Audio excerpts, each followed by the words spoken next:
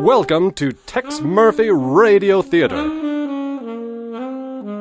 When we last left our hero, Tex had been chased, shot at, forced to jump from a third-story ledge, and rescued by a Shanghai taxi.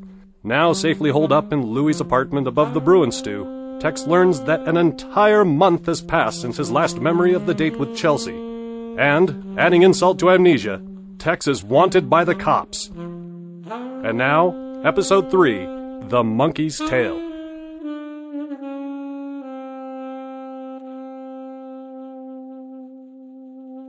I'd never been in trouble with the police.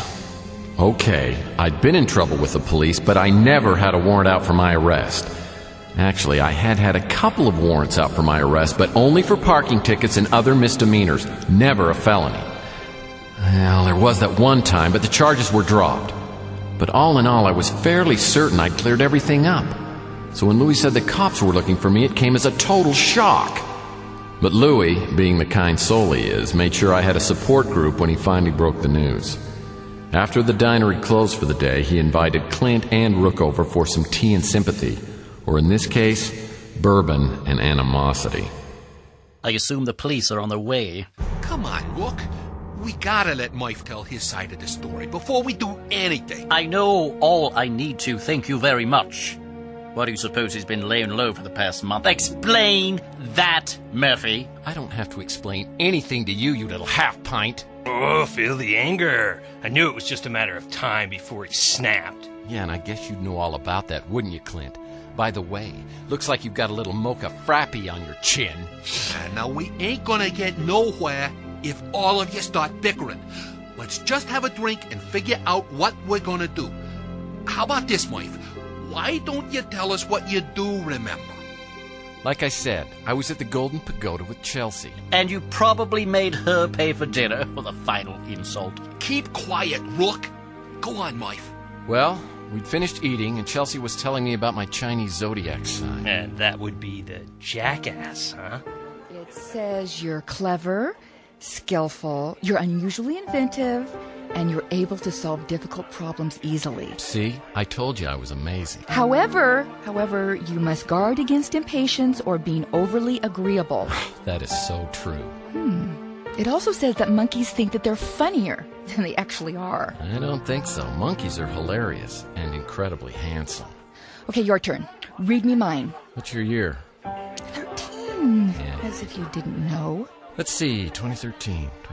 Well, what do you know? You're some kind of snake woman. Just read it, monkey boy. Well, you have great wisdom, though you speak little. You're right. No comments. Will you just keep reading? You can be vain and selfish, yet you have great sympathy and compassion. Let's see. Blah, blah, blah. Oh, hey, this is good. It says you have a calm surface, but underneath you are an intense and passionate person and yearn to be my slave of love. It doesn't say that. Sure it does. In so many words it says that. I think I'm going to rage. Could we just skip to the interesting part? I just thought you miserable, lonely bachelors might want a taste of what it's like to be me. I've already lived in a dumpster. Come on, let's get on with it. Fine. So this fortune teller comes by the table, asks if we want a reading, and of course Chelsea does. So I shuffle these tarot cards, and the woman lays them out, and the first card is the Lovers. Oh, God. Call the police, Louis, and tell them to bring a straitjacket. I am dead serious. And then she flips over like an ace of pentagrams, a knight of something, something of swords, and a couple of other ones. Ah, straight. Well, that's what I said, but then Chelsea punched me and I had to sit there while the lady explained everything. This card, the Lovers, represents your present position and symbolizes the beginning of romance. I don't suppose I need to tell you two anything about that, do I? The Ace of Pentacles, which crosses the Lovers, is your immediate influence and represents obstacles lying just ahead. Now, what kind of obstacles? A common interpretation of this card is treasure. Well, shiver me timbers. Vote up. Oh, stop. The next card is your crown, your goal or destiny. The Knight of Wands is a vague card, indicating a journey into the unknown. The card to the right represents events from the distant past that influence the present. The High Priestess? The High Priestess is an auspicious card. Well, what's suspicious about that? Tex, don't be stupid. She said auspicious, not suspicious. Oh. Listen, She symbolizes secrets, mystery, a future as yet unrevealed. The card in this position identifies the strongest influence from your past. What's unusual here is that the Page of Swords almost always represents an actual person. Sylvia. I feel strongly that this person is attempting to perceive the unknown by prying into your deepest secrets. Now, the last card is upside down. Does that mean anything? Yes, unfortunately, this is your future influence. The Nine of Pentacles reversed indicates danger, loss of a valued possession, or perhaps a valued friendship. Are there any happy cards here? Let's hope so. There are 4 more cards to be shown. This first one reveals your present attitude. Like other cards, the Six of Cups shows that you're moving towards the past. Memories, faded images, things that have vanished. Oh, maybe we shouldn't go on. No way. You've already peeked at the next one, and I wanted to see just how low we can go. All right, but I must warn you, this card represents the things in the environment or atmosphere around you right now. So, what was the last card? It was the devil. Ooh, scary. How appropriate. Was the devil wearing a ridiculous fedora? Hush up, Rook! So then you and Chelsea left the restaurant? Right.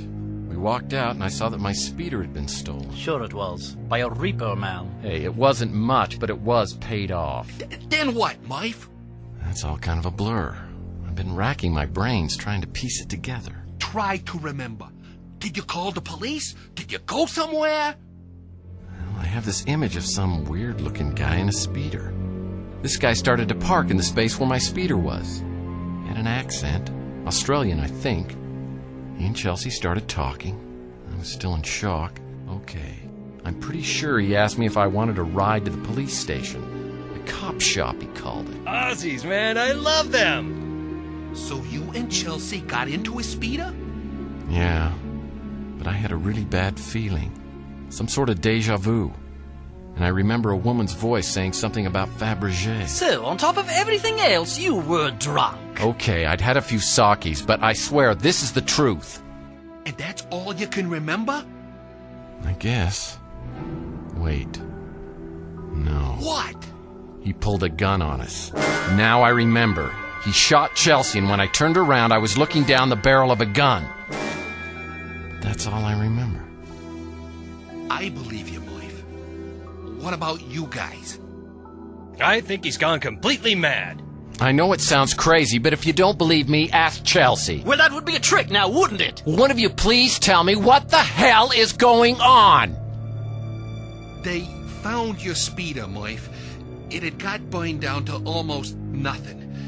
And someone was inside it. I don't know how to tell you this, Mife, but Chelsea's dead.